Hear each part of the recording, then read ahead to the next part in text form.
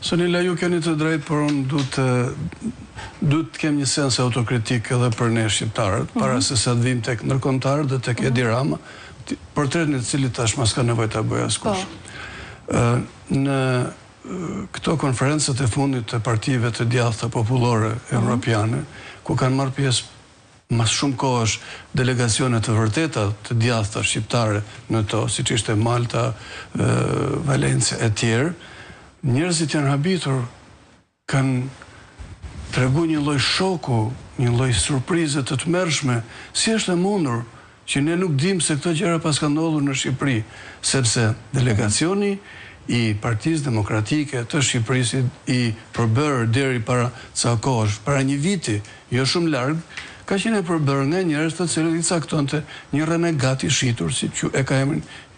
Lulzim Basha. Këta njerëz nuk shkonin që të raportonin atje as për kanabizimin, as për kriminalizimin, as për shkeljen e drejtave të njerëzit, as për mushjen e burgjeve me njerëz të cilët rrinë në qendra para burgimi dhe nuk kalojnë me vitet tana në gjykime, as për burgosit politike. Dhe të gjitha këto ishin pa raportura, plus pastaj ishin pa raportura keqbërjet në ekonomi, flitet për 8 miliard euro të keqpërdorura të buxhetit të shtetit të taksave tona për çmime 10-15 herësh më të larta të projekteve të infrastrukturës dhe deri tani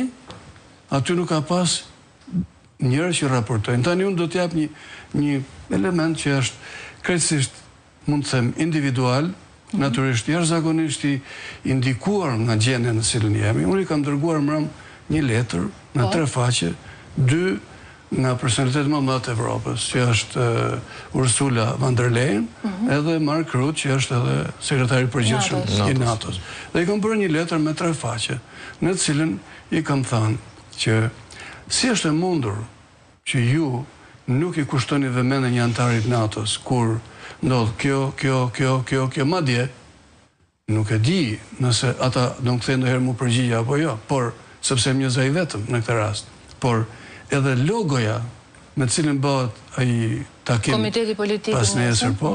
është përdorur në fushatën elektorale në të gjitha logot e Edi Ramës dhe të Partisë Socialiste. Dhe në çdo round table, kështu siç jemi ne tani, sado që nuk kanë dalë ai shpresë socialiste se nuk pranonin debat, kanë thënë, po ju kush jeni? Ne na vinë evropianët këtu me datën 16. Dhe atje kanë përdorur si mjet fort të fuqishëm, propagandistik, politik dhe si një mjet ndërhyrje drejt për drejti në atë që quhet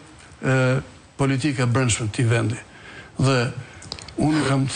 i kam vënë me postra të dyja paralel me njëra tjetër. A është shkelje e të drejtës autorit